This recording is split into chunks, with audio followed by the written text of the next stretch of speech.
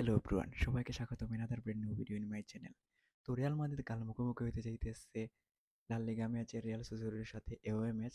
তো এই ম্যাচ নিয়ে যদি আমি আমার প্রেডিকশন, আমার প্রেডিক্টেড লাইন আপ আর আমার প্রিভিউ দেই, তো প্রথম যদি আমি প্রিভিউয়ে আসি, সোসিয়েদাদের সাথে আমাদের রিসেন্ট হিস্ট্রি অনেক ভালো। আমাদের লাস্টের দুইটা ম্যাচে আমাদের উইন আসছে, যদিও এর আগেরটা ড্র হয়েছিল।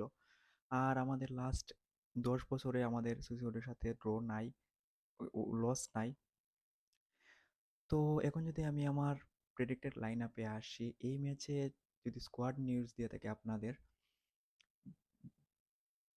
বেলিংগাম, তারপর রদ্রিগো আর মেন্দি ইনজুরিতে, সো ওরা স্কোয়াডে নাই। তো এখন যদি আমি আমার স্টার্টিং লাইন আপ দিই, এই ম্যাচে মাস্ট বি বালবার্দেকে রেস্ট দেওয়া উচিত, কারণ বালবার্দে এই সিজনের প্রত্যেকটা ম্যাচে খেলে আসতেছে সিটির সাথে। 120 মিনিট, লাস্ট ম্যাচও 90 মিনিট খেলছে, তো ওকে একটা ম্যাচ রেস্ট দেওয়া উচিত, কারণ এর পরের ম্যাচটা আমাদের অনেক ইম্পর্টেন্ট ম্যাচ, যেখানে আমাদের কারবালকে মিস করবো রাইট সাইডে। তো বালবার্দের 100% পারফরমেন্স দরকার এই ম্যাচে।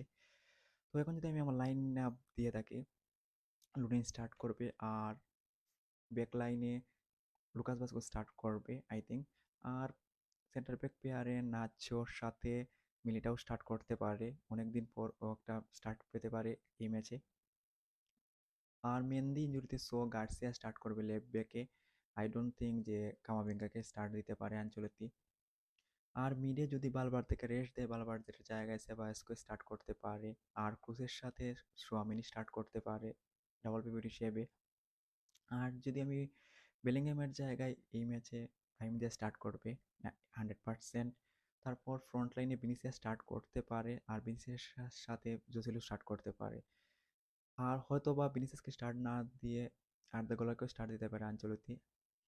তো এটাই আসছিল আমার আজকের ম্যাচের লাইন আপ। তো এখন যদি আমি আমার প্রেডিকশনে আসি, এই ম্যাচটা এওয়ে ম্যাচ, আর রিয়াল সোসিয়েদাদ অনেক ভালো একটা টিম।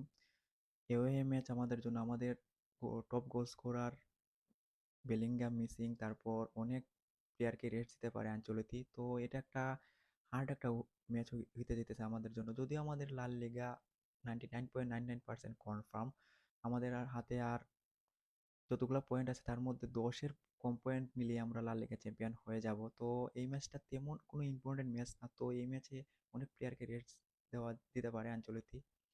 তো এখন যদি আমি আমার প্রেডিকশনে আসি, আই থিঙ্ক এই ম্যাচটা রিয়াল মাদ্রিদ 1-0 করে ব্যবধানে জিতবে। তো এটাই আছিল আজকে আমার প্রেডিকশন, প্রেডিক্টেড লাইন আপ আর রিভিউ।